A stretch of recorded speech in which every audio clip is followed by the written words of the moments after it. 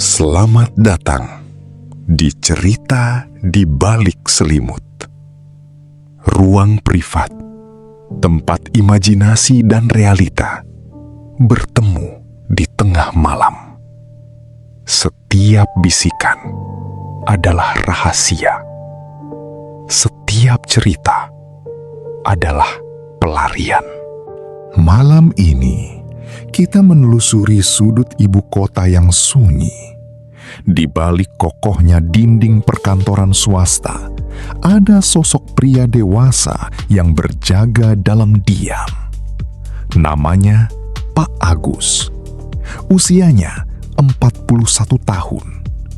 Ia adalah seorang security, penjaga keamanan yang tangguh, namun menyimpan kesepian di balik seragam rapinya. Pak Agus menduda.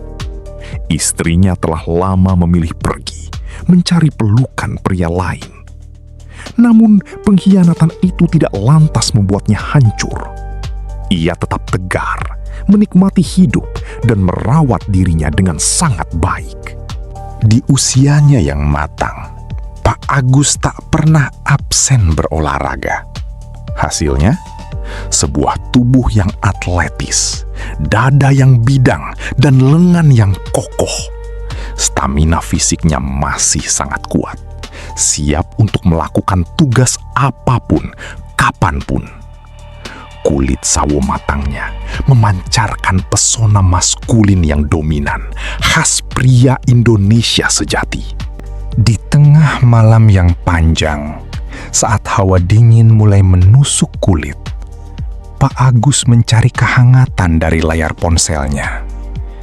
Ia mulai aktif di sosial media, melakukan siaran langsung sekedar untuk membunuh sepi di pos jaganya. Siapa sangka, wajah manis kebapakannya, suaranya yang berat, dan senyumannya yang menawan berhasil memikat banyak pasang mata. Ia kini memiliki banyak penonton setia, pasang mata yang rela terjaga di tengah malam, menahan napas hanya untuk menatapnya dari balik layar kaca. Termasuk seorang pemuda yang diam-diam menyimpannya dalam fantasi. Di sudut kota yang lain, di dalam sebuah kamar yang temaram, terbaring seorang pemuda. Namanya Sandi. Usianya baru menginjak 25 tahun. Fisiknya sangat menarik. Kulitnya putih bersih, wajahnya manis dengan postur tubuh yang lumayan berisi namun tidak gemuk. Sempurna, memancarkan pesona darah muda yang menggoda. Malam itu, mata Sandi tak bisa lepas dari layar ponselnya. Ia adalah salah satu penonton setia siaran langsung Pak Agus. Entah pesona magis apa yang dimiliki pria paruh baya itu hingga membuat Sandi begitu terpikat. Suara berat dan tatapan Pak Agus selalu berhasil menggetarkan dadanya. Namun, Sandi hanyalah pengagum rahasia. Ia tak pernah berani menyapa langsung saat Pak Agus sedang bersiaran. Yang bisa ia lakukan hanyalah menyimpan rapat-rapat setiap potongan video pria itu dan memberikan tanda suka pada setiap unggahannya. Baginya, sosok Pak Agus adalah imajinasi liar yang hanya bisa ia nikmati sendiri di tengah malam. Hingga suatu saat, keheningan kamarnya pecah oleh sebuah notifikasi. Sebuah pesan masuk. Jantung Sandi seakan berhenti berdetak saat melihat nama pengirimnya. Pesan itu dari Pak Agus. Pria yang selama ini ia puja tiba-tiba menyapanya dengan sangat ramah. Rasa senang yang membuncah tak bisa ia sembunyikan dari wajahnya. Dari sapaan sederhana itu, dinding di antara mereka perlahan runtuh. Mereka mulai kenal, dekat, dan sangat akrab. Pak Agus pun merasa nyaman memiliki teman sebaik Sandi. Mereka saling bertukar pesan dengan intens melalui sosial media. Waktu berlalu begitu cepat. 1 bulan lamanya, mereka terikat dalam obrolan virtual yang mendebarkan. Sampai pada akhirnya, hasrat tak lagi bisa ditahan oleh sekadar kata-kata. Mereka pun membuat janji, sebuah janji berani untuk saling bertemu.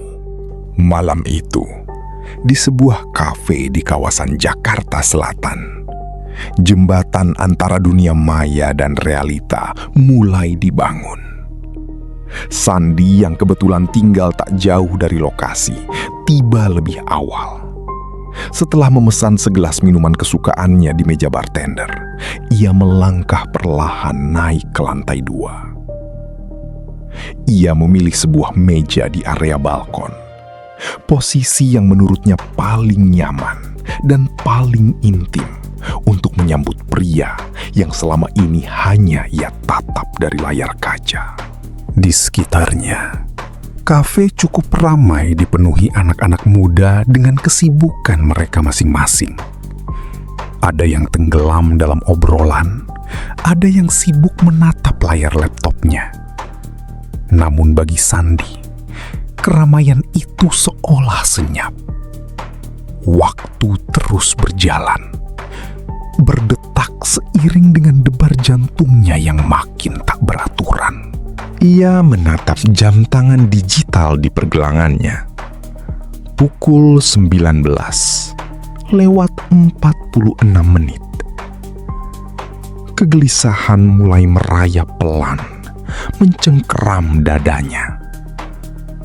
Kemana Pak Agus? Sandi mencoba mengirim pesan WhatsApp, namun tak ada satupun balasan. Ia menarik napas panjang, mencoba berpikir positif, meyakinkan dirinya bahwa pria parubaya itu mungkin masih terjebak di padatnya jalanan. Ia meneguk minumannya perlahan, mencoba membasahi tenggorokannya yang mengering. Jarum jam terus berputar tanpa belas kasihan. Kini, waktu menunjukkan tepat pukul 8 malam. Rasa khawatir mulai berubah menjadi keraguan yang pekat. Apakah pria itu sungguh akan datang?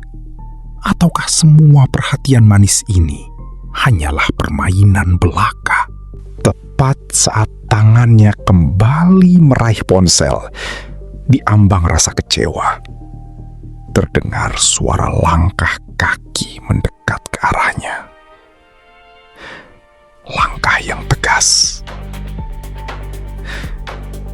Dan kemudian memecah kebisingan kafe. Sebuah sapaan dengan suara bariton yang sangat ia damba menggetarkan telinganya. Mas Sandi, kan? Jantung Sandi seakan melompat dari dadanya. Ia menoleh. Iya, Pak Agus. Jawabnya dengan napas yang tertahan. Sandi terdiam, tak bisa mempercayai penglihatannya. Di hadapannya, benar-benar berdiri sosok yang selama ini hanya bisa ia dambakan dalam diam. Pertemuan malam itu seakan menghentikan putaran dunia Sandi, walau hanya untuk sesaat. Tangannya sedikit gemetar saat mereka saling bersalaman. Pak Agus berdiri dengan tegap, penuh wibawa. Ia mengenakan kaos polos berwarna hitam, dibalut sebuah jaket yang dibiarkan terbuka santai, dan celana berwarna krem. Sorot lampu kafe malam itu mempertegas paras wajahnya yang memancarkan pesona khas pria Jawa yang matang. Postur tubuhnya yang gempal dan berisi terlihat begitu kokoh, mendominasi, dan melindungi. Dan yang paling meruntuhkan pertahanan Sandi malam itu adalah wangi parfum pria tersebut. Sebuah aroma yang sangat lembut, namun menguar dengan jejak maskulinitas yang sangat kuat dan pekat. Ditambah lagi, kulit sawo matangnya yang eksotis, persis seperti apa yang selalu Sandi saksikan saat siaran langsung. Tak bisa dipungkiri lagi, Sandi benar-benar mengagumi laki-laki di hadapannya ini dengan seluruh hasratnya. Pak Agus menatap Sandi lekat-lekat. Ia melemparkan senyuman simpul yang begitu menawan melihat bagaimana Sandi menyapanya dengan sangat sopan dan penuh keterkejutan. Di mata Pak Agus, Sandi pun tak kalah memikat. Pemuda itu memiliki wajah yang cukup manis dengan kulit putih bersih yang seolah bersinar di bawah temaram cahaya. Tubuhnya yang lumayan berisi namun tidak gemuk terlihat sangat pas dan menggoda. Untuk sejenak, waktu benar-benar seolah membeku. Mereka berdua tenggelam dalam keheningan yang tegang, tak mampu mengucapkan sepatah kata pun. Bibir mereka terkunci rapat. Mereka hanya bisa saling tersenyum, saling menatap, menyelami kedalaman mata satu sama lain, membiarkan ketertarikan mengalir deras dalam diam. Keheningan yang memabukkan itu akhirnya pecah saat pelayan datang mengantarkan pesanan mereka. Begitu pelayan berlalu, Pak Agus akhirnya membuka suara baritonnya. "Sudah nunggu lama ya, Dek. Maaf, saya tadi sempat kejebak macet sedikit di jalan," ucapnya dengan sangat hangat. Sandi buru-buru menjawab, "Nggak apa-apa kok, Pak. Santai aja." Pak Agus mencondongkan tubuhnya ke depan. "Jadi, gimana kalau sudah ketemu begini? Penilaian kamu jelek kan ke saya? Saya tuh cuma orang kampung," pancing Pak Agus dengan nada merendah. Sandi menatap lurus ke dalam matanya. "Bapak jauh lebih manis daripada saat aku lihat di siaran langsung, Pak." Langit Jakarta malam itu begitu cerah. Obrolan mengalir sangat deras, penuh dengan tawa tertahan dan tatapan penuh arti. Tanpa terasa, jarum jam merangkak menuju pukul 12 malam. "Sudah malam rupanya, Dek," tegur Pak Agus lembut. Sandi tak ingin malam ini berakhir begitu saja. Ia mengumpulkan keberaniannya. "Aku anak kos kok, Pak. Kalau Bapak bosan di sini, kita bisa pindah ngobrol di kosku aja. Itu pun kalau Bapak mau," tawar Sandi dengan dada yang berdebar sangat keras. "Di kos kamu? Nggak ngerepotin nantinya?" balas Pak Agus. "Enggak kok, Pak. Aku justru senang. Lagipun besok aku libur kerja." Pak Agus tersenyum tipis. "Besok aku juga masuk malam tugas jaganya. Aku nggak keberatan, Dek." Malam itu, sebuah kesepakatan manis terjalin. Mereka meninggalkan keramaian kafe, menuju sebuah ruang privat yang akan segera mengubah segalanya.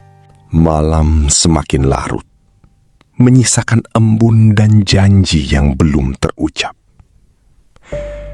Hanya butuh waktu 10 menit bagi mereka berdua untuk membelah jalanan kota yang mulai lengang. Kuda besi Pak Agus akhirnya berhenti, tepat di pelataran sebuah rumah kos 2 lantai yang tampak cukup mewah dan tertata rapi. Bangunan itu berdiri kokoh dengan lahan parkir yang luas, cukup untuk menampung hingga 5 mobil dan 9 motor milik para penghuninya. Ada 14 kamar di sana, namun malam itu semuanya seolah tertidur lelap dalam kebisuan. Sang pemilik kos diketahui tinggal di bangunan yang terpisah, memberikan kebebasan dan privasi mutlak bagi siapa saja yang berada di dalam area tersebut. Suasana begitu sepi dan mencekam saat mereka tiba. Angin malam berhembus pelan, menyapu tengkuk. Beberapa lampu di depan kamar telah dimatikan, menyisakan kegelapan yang menyembunyikan ribuan rahasia di baliknya. Hanya ada beberapa lampu yang masih menyala redup, dan salah satunya adalah lampu di lantai 2, tepat di ujung lorong paling pojok. Itu adalah kamar milik Sandi. Setelah memarkirkan kendaraannya, Pak Agus dan Sandi melangkah bersisian menyusuri lorong menuju kamar. Tidak ada sepatah kata pun yang keluar dari bibir mereka. Namun, keheningan itu justru meneriakkan ketegangan yang sangat pekat di udara. Suara langkah kaki mereka menggema pelan, beradu dengan detak jantung yang semakin liar dan tak beraturan. Setiap langkah yang mereka ambil seolah membawa mereka lebih dekat pada sebuah batas yang tak akan bisa ditarik kembali. Hingga akhirnya langkah mereka terhenti tepat di depan pintu kamar Sandi.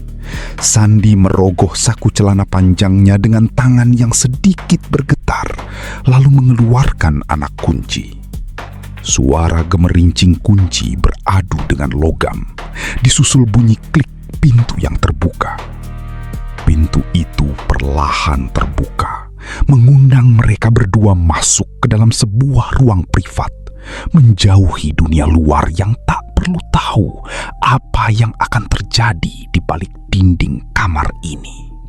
Kamar berukuran 4x4 meter itu menyambut mereka dalam keheningan. Ruangannya terasa sangat sejuk dan tertata rapi, lengkap dengan sebuah spring bed yang empuk, lemari pakaian, meja belajar, dan sebuah TV LED yang menempel di dinding. Pak Agus berjalan perlahan ke arah meja, melepas jaketnya, sementara Sandi langsung melenggang masuk ke dalam kamar mandi. Mata Pak Agus menyapu sekeliling ruangan. Kamar anak laki-laki kok tidak berantakan ya? Rapi banget. Nyaman buat istirahat. Batin Pak Agus mengagumi kerapian pemuda itu. Namun, kekaguman itu perlahan berubah menjadi sesuatu yang jauh lebih liar dan memabukkan. Sandi melangkah keluar, dan pemandangan di depan mata Pak Agus seakan menghentikan aliran darahnya. Pemuda manis itu kini hanya mengenakan sebuah kaos oversize yang sangat longgar dan sebuah celana dalam pendek yang nyaris tak terlihat tertutup ujung kaosnya. Ia berjalan dengan santai, lalu duduk di atas kasur menghadap ke arah televisi. Lampu kamar yang temaram menyorot sempurna kulit putih bersih Sandi, mengekspos sepasang kakinya yang begitu mulus, tanpa sehelai kain pun yang menutupi. Pak Agus menelan ludah dengan susah payah. Jantungnya yang biasa tenang, kini berdegup sangat kencang, memukul-mukul dada tanpa bisa ia kontrol lagi. Ia berdiri mematung, terpaku, menatap pemuda di atas ranjang itu dengan napas yang memburu. Merasakan tatapan tajam yang menguliti tubuhnya, Sandi menoleh dan tersenyum nakal. Kenapa, Pak? Bapak nggak nyaman ya aku kayak begini? Tanyanya dengan suara lembut yang menggoda. Pak Agus memaksakan senyum kaku, mencoba menutupi gairahnya yang mulai memuncak. Maaf Pak, aku terbiasa begini kalau di kamar. Kalau Bapak nggak nyaman, aku bisa pakai celana panjang. Ucap Sandi pura-pura merasa bersalah. Nggak apa-apa kok, Dek. Senyamannya kamu aja. Lagian, saya kan cuma numpang ngobrol di sini. Balas Pak Agus dengan suara yang mulai serak dan berat. Namun, Sandi memiringkan kepalanya sedikit. Matanya menatap tajam, seolah sengaja ingin meruntuhkan sisa kewarasan pria paruh baya itu. Yakin, Pak? Cuman ngobrol aja. Tanpa menunggu jawaban, Sandi beranjak dari posisinya. Perlahan, ia melangkah mendekati Pak Agus yang masih mematung di dekat meja belajar. Ruangan itu seakan kehabisan oksigen. Dengan keberanian yang entah datang dari mana, tangan Sandi tiba-tiba menyentuh pundak kokoh pria paruh baya itu. Ia mencoba memijatnya perlahan, menyalurkan kehangatan yang langsung membakar sisa-sisa pertahanan rasional Pak Agus.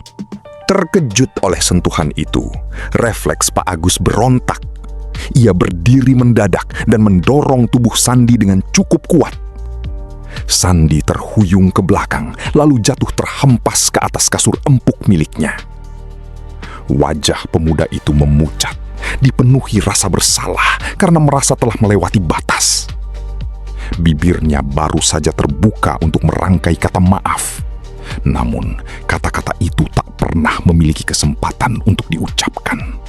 Pak Agus tidak menjauh. Justru dengan tatapan yang kini menggelap oleh hasrat yang tak lagi bisa dibendung, ia melangkah maju mendekati kasur. Ia kembali menekan tubuh Sandi, memberikan isyarat kuat yang tak mengizinkan pemuda itu untuk kembali berdiri.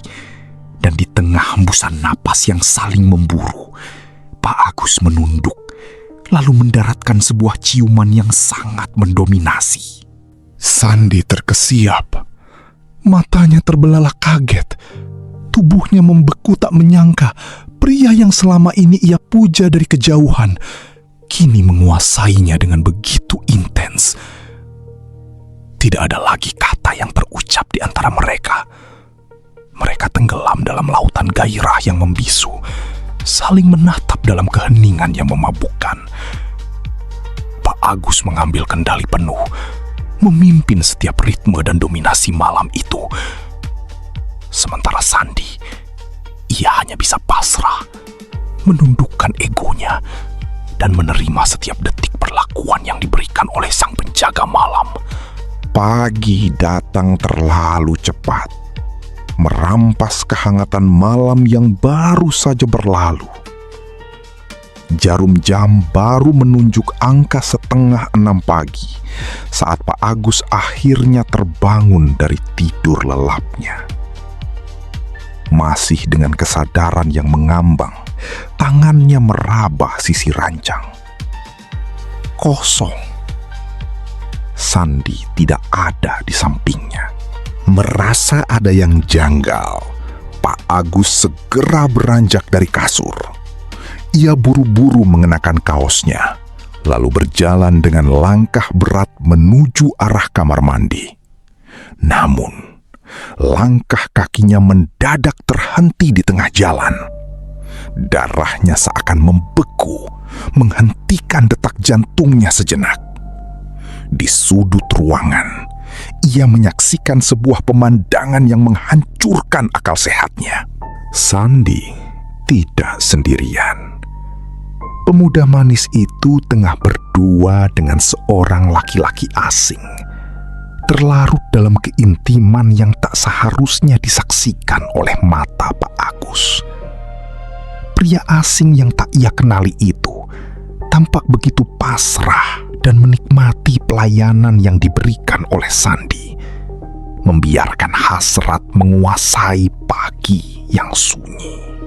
Keheningan pecah seketika saat mata pria itu menangkap sosok Pak Agus yang berdiri membatu dengan rahang mengeras. Terkejut setengah mati, pria itu langsung menjaga jarak. Sandi ikut menoleh. Menyadari kehadirannya, Sandi buru-buru melepaskan diri, beranjak dari posisinya dan berjalan menghampiri Pak Agus. "Maksudnya apa ini, Dek?" desis Pak Agus dengan suara bariton yang bergetar hebat, menahan amarah dan kekecewaan yang siap meledak di dadanya. Dengan wajah yang dibuat sepucat mungkin, Sandi mencoba membela diri. Bapak jangan marah dulu. Pagi ini memang giliranku, jadwal piketku, Pak," ucap pemuda itu tanpa dosa. "Piket? Piket apa maksudnya?" Pikiran Pak Agus berkecamuk hebat. Belum sempat amarahnya tersalurkan, Sandi justru memotong kebingungannya dengan sebuah tawaran yang tak masuk akal. "Udahlah, Pak, jangan marah-marah dulu. Mending Bapak ikut gabung aja sama kita," rayunya pelan. Pria asing tadi perlahan ikut berdiri. Ia tersenyum dan melangkah mendekati Pak Agus serta Sandi. Di pagi yang dingin itu, Pak Agus terjebak. Terjebak dalam sebuah permainan gila yang tak pernah ada dalam bayangannya. Permainan usai. Pak Agus segera membersihkan diri, mencoba membilas rasa canggung yang menjalar di tubuhnya. Pria asing tadi telah pergi keluar kamar tanpa sepatah kata pun. "Dek, Om pulang dulu ya," pamit Pak Agus dengan nada sangat dingin. Sandi buru-buru bangkit lalu memeluknya dengan erat. "Om, dengerin aku dulu. Pria tadi itu Vino, anak bapak kosku," lirihnya. "Kami di sini bisa dapat diskon uang sewa kalau mau melayani Vino. Bahkan kadang sama bapak kosku sendiri." Dada Pak Agus terasa sangat sesak. "Kamu nggak punya uang untuk bayar?" tanyanya tak percaya. Sandi justru tersenyum polos. "Uang ada, Om. Cuman pengen lebih hemat aja, biar uang jatah masih utuh." Pak Agus benar-benar muak. Ia tak habis pikir pemuda ini rela menukar harga dirinya hanya demi potongan sewa murah. Dengan kasar, ia melepaskan pelukan Sandi. Berbalik badan, lalu melangkah cepat menuruni anak tangga tanpa menoleh lagi. Di tengah jalan turun, ekor matanya menangkap celah pintu kamar yang terbuka. Di dalamnya, terlihat siluet pria gemuk bersarung, tengah bersama dua anak muda sekaligus. Sadar sedang diperhatikan, salah satu pemuda itu panik dan langsung membanting pintu. Pak Agus menggelengkan kepalanya keras. Kos-kosan macam apa ini? Dengan rasa sesal yang teramat dalam, ia memacu motornya pergi meninggalkan tempat terkutuk itu. Ia kembali menembus sunyinya ibu kota, membawa rahasia kelam yang akan terus menghantuinya. Sampai jumpa di cerita di balik selimut selanjutnya.